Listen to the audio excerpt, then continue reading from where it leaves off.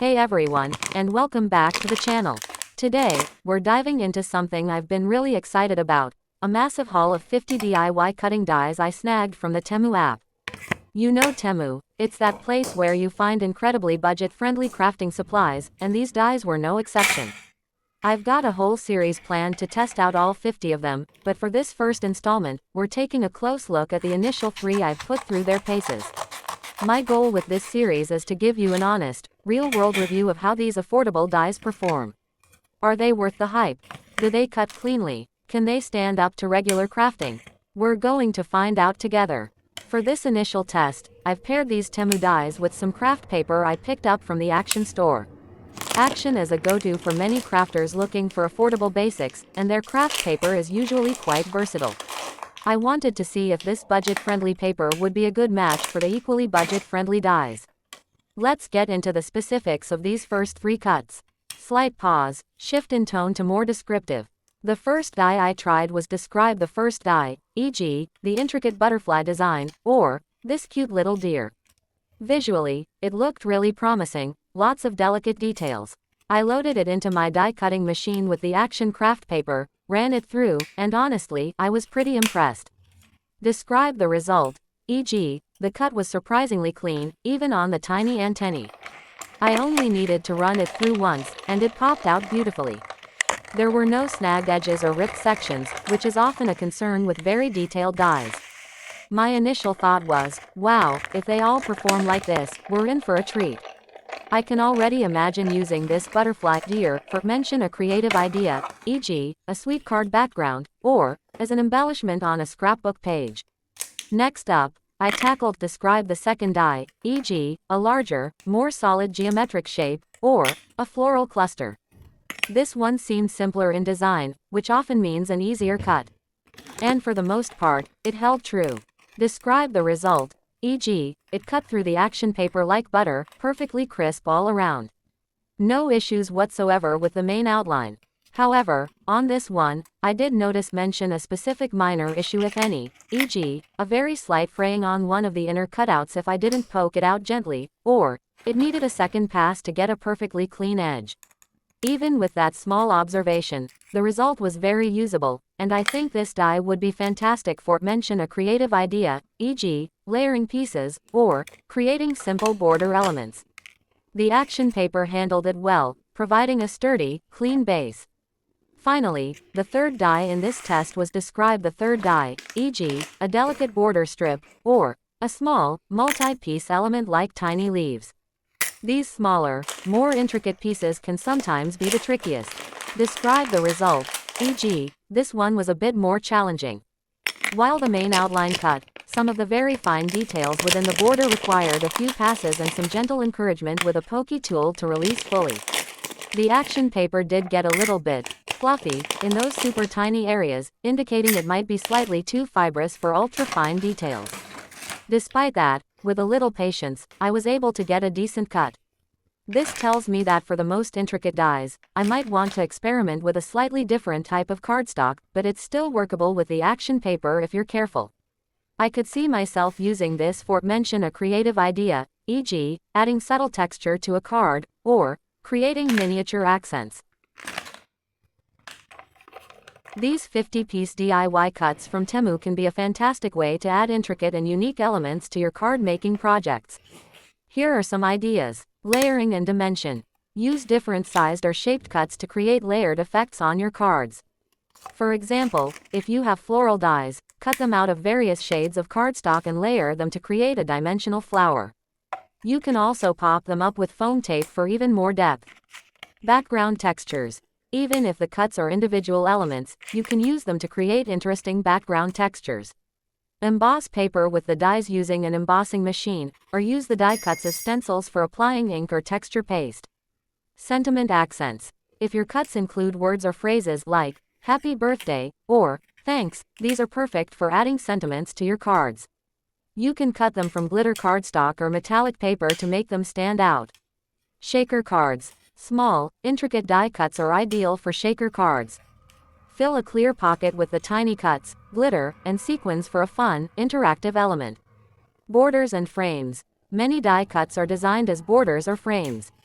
Use these to create elegant edges around your card fronts or to frame a central image or sentiment. Interactive elements. If you have cuts that create hinges, pockets, or other mechanisms, you can incorporate these for interactive cards. Think pull tabs, pop-ups, or hidden messages. Mixed media. Don't limit yourself to paper.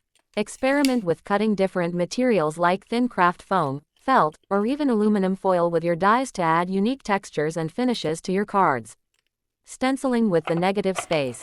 After cutting out a shape, the leftover piece of cardstock, the negative space, can be used as a stencil. Place it over your card and apply ink or paint for a unique background design.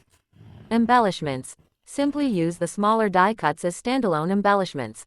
Adhere them to corners, alongside sentiments, or to fill in empty spaces on your card design.